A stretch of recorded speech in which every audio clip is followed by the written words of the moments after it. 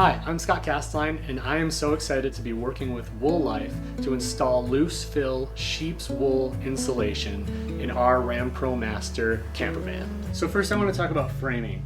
The way we did our framing is so that our vertical studs are the furthest thing out from the wall of the van. So no metal bit is going to stick out further. We're not going to have to build around anything when we go to put up our walls. So you'll see, you know, this is one of the bigger pieces of metal here, and this slides perfectly along our studs. What we're going to do is when we go to install the insulation is we're just going to be stapling up a mesh material over the front of these studs, and we're going to be blowing in all of the insulation behind that. We'll cut little holes, put a tube in there, and it'll just fill it all up. One of the advantages of loose fill insulation is that it is able to fill any size gap. You can put it in the nooks and crannies. You can fill a 4-inch gap, you can fill a 2-inch gap. So whatever you're working with in your van, when you have your windows and your framing up, it can work with any of those spaces, including the doors, just anything. So it's a really nice, easy product to work with. You don't have to worry about it being too thick and compressing it and reducing its R value. You also don't have to worry about having 2 inches of back insulation with a 3-inch gap and wasting that space. So this way you're able to utilize every bit of space that's behind your walls. So for our floor, we actually use the same wood beams as our framing, and we use Sikaflex to glue them down to the floor instead of using self-tapping screws. And what we're going to do is we're going to staple the same mesh down on top of these, and we'll have about 1 inch of loose fill insulation on the floor. And on the ceiling, we didn't want to lose too much headroom, so we are going to have about 1 inch of insulation on the ceiling. And instead of staples, we're actually going to be using liquid nails to adhere the mesh to these cross beams, these channels up on the roof here. So here, Gabriel and Maritza are cutting the material. Remember, you can cut it too big and trim it off, or you can always use small pieces as patchwork.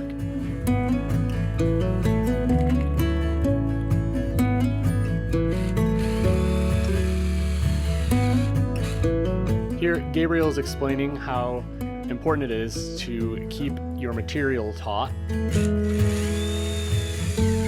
And by using a triangle to anchor your points, it'll eliminate any possible sags or wavy areas in the material.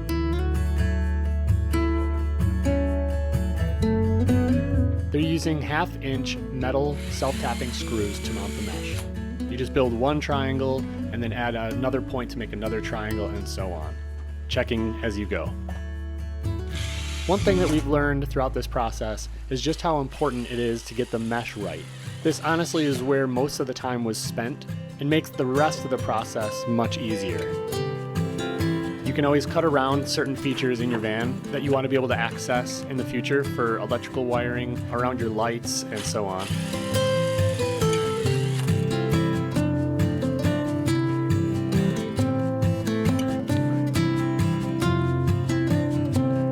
We chose to put insulation above our cab, so you can just pop the tabs out and reinsert them later.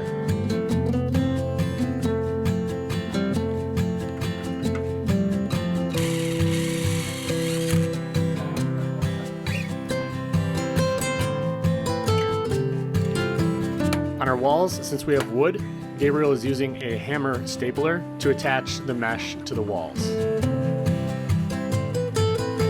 Again, working in a triangular pattern to keep everything nice and taut. And you can cut out any material in areas where you just don't need insulation.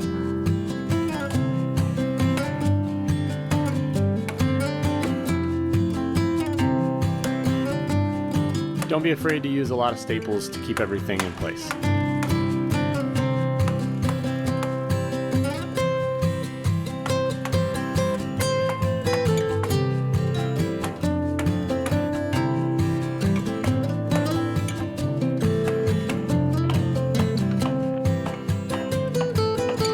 Here, Gabriel is explaining again the importance of using a triangular pattern to build from. A hammer stapler makes life a lot easier. As you can see, you can put a lot of staples in very quickly, and it doesn't tire you nearly as fast as a traditional stapler.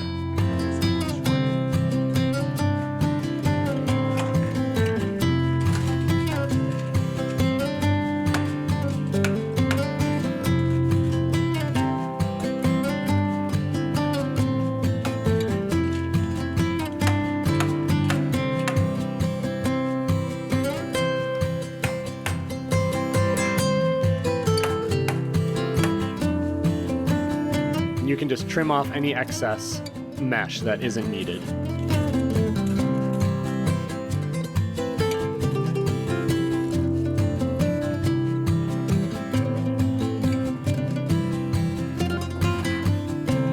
At this stage in our van build, we hadn't installed our electrical wiring yet, so I told Gabriel to leave certain channels in the van open so that we could put our wiring in at a later date and install the rest of the insulation on our own.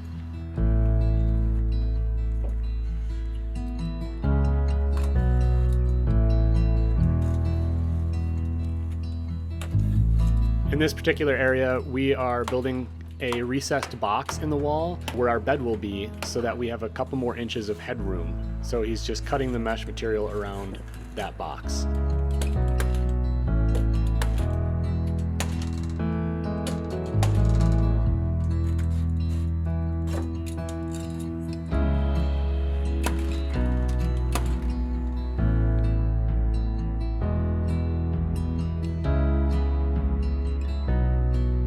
Always check for wires in areas where you're going to be drilling so that you don't accidentally pinch or screw into a wire, a cable, or any other mechanical part of your van.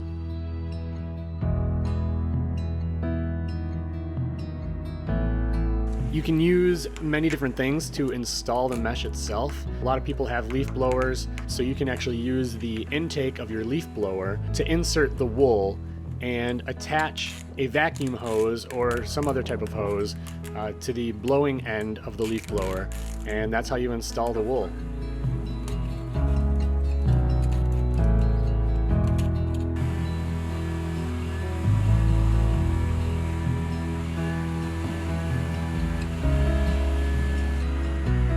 Don't feed too much wool in at one time or it will get clogged.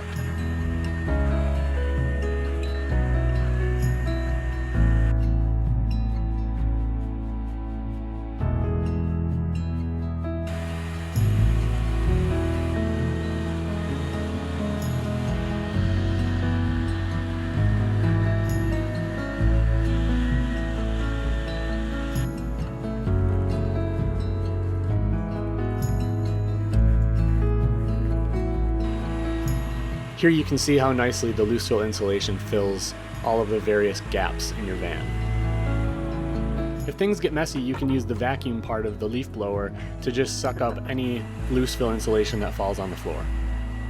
Sheep's wool is environmentally friendly and biodegradable, so it's really not a big deal if it ends up on the ground or even in your garden. It's full of nitrogen, so it actually might help.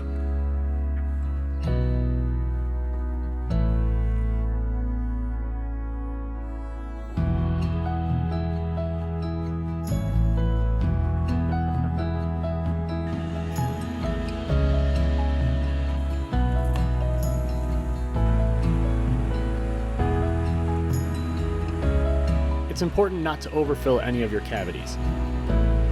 You want it to be full, but not compressed.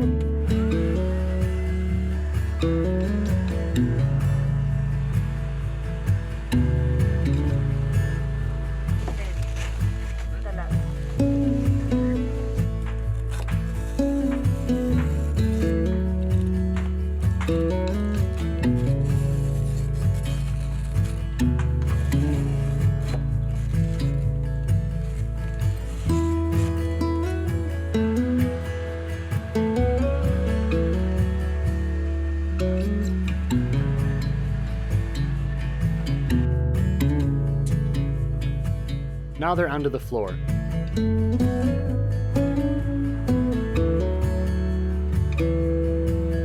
Again, don't be afraid to use lots of staples.